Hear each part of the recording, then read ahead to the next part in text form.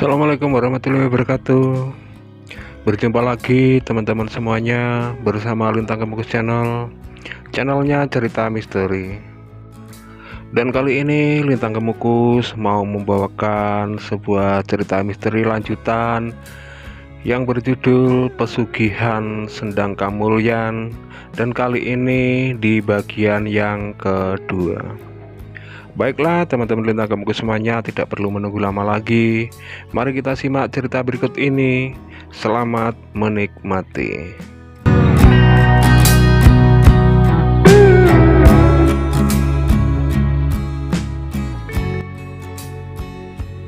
Di kisah yang lalu diceritakan, Pak Hasan buru-buru pulang setelah mengalami kejadian yang sangat aneh di tepi sendang tadi. Dan setelah mengantar rumput pesanan dari tetangganya, Pak Hasan buru-buru pulang ke rumah dan menceritakan kejadian tadi kepada istrinya. Dan Bu Dewi setuju, bahkan kini menyuruh Pak Hasan untuk segera nazar di tepi sendang yang orang desa sebut sebagai Sendang Kamulyan. Setelah mendapat petunjuk dan dukungan dari sang istri, malah membuat Pak Hasan jadi bingung soal apa yang dinadarkan di sendang itu nanti. Dan bahkan berhari-hari Pak Hasan memikirkan soal nadar itu. Sampailah 1 minggu kemudian Pak Hasan mulai bercerita kepada Bu Dewi istrinya. "Iya ya Bu, Bapak kok jadi bingung toh memikirkan soal nadar apa nanti di sendang?" ucap Pak Hasan kepada Bu Dewi.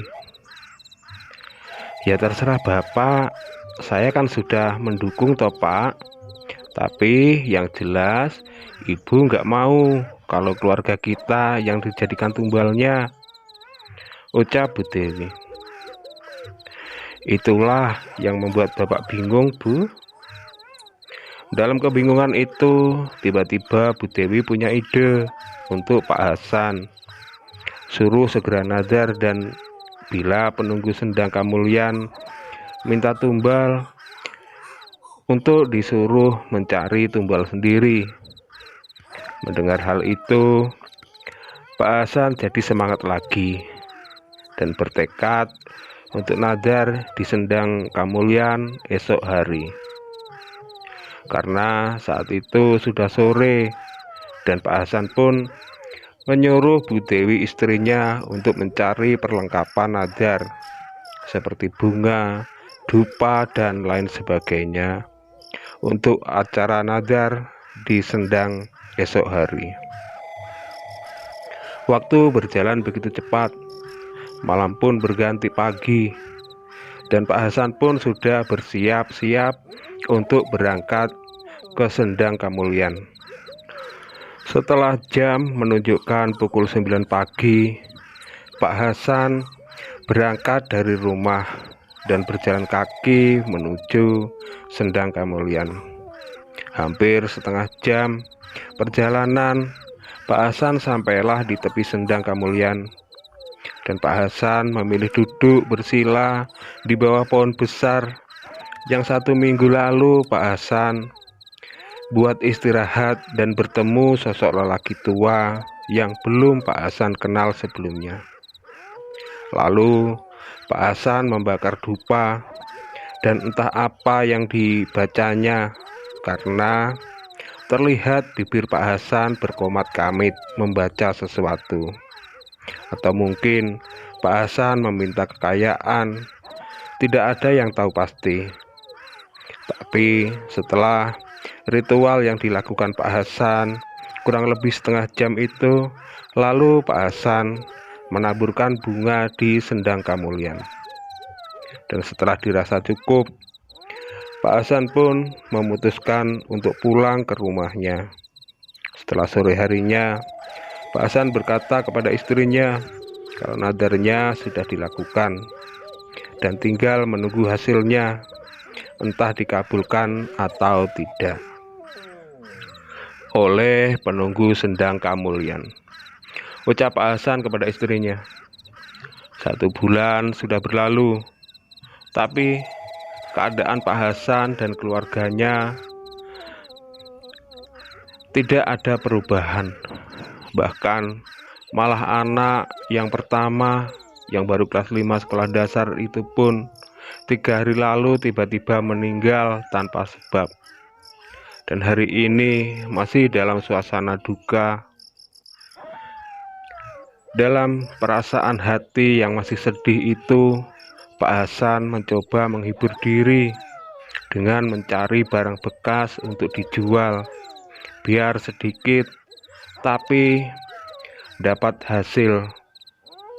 Karena sudah berusaha mencari pesugihan, tapi tidak ada hasilnya. Tapi dalam usaha Pak Hasan hari itu di luar dugaan, karena mendapatkan hasil 200.000. Tentu hasil yang cukup besar bagi Pak Hasan, mengingat belum pernah mendapatkan uang sebegitu dengan kerjaan yang mudah.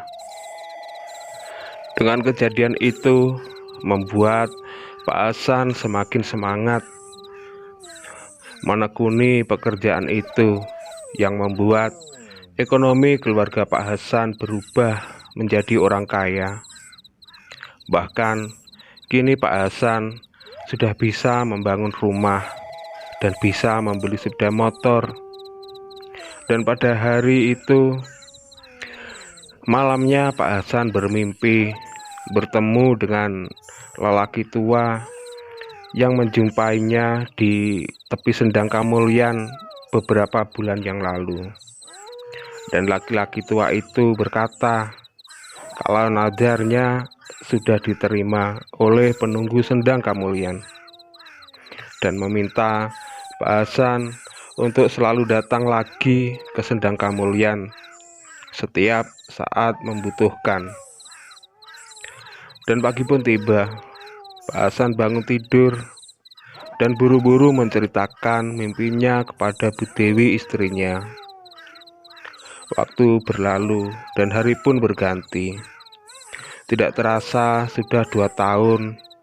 Kini keluarga Pak Hasan jadi orang yang sangat kaya raya dan ladangnya luas di mana-mana.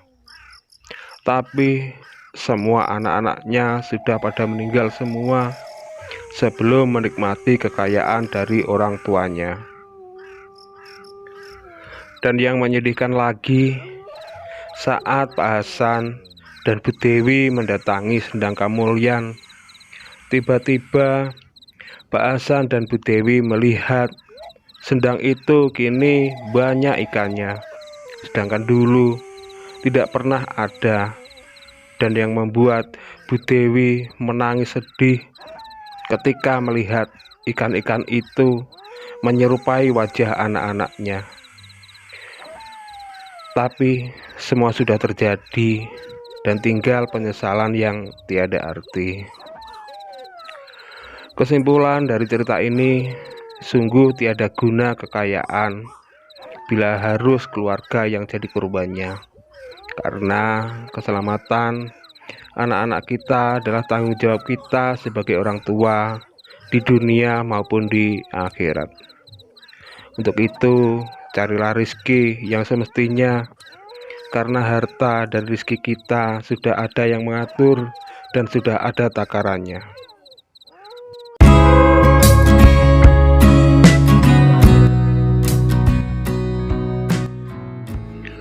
Baiklah teman-teman Lintang Kemukus semuanya, sampai di sini dulu perjumpaan kita kali ini. Terima kasih segala perhatiannya. Mohon maaf semua kesalahan dan kekurangan. Jangan lupa like, komen, dan subscribe di Lintang Kemukus channel agar kami lebih semangat lagi dalam membuat cerita-cerita misteri berikutnya. Saya akhiri sampai di sini. Ihdinas siratal mustaqim. Assalamualaikum warahmatullahi wabarakatuh. Selamat istirahat dan terima kasih.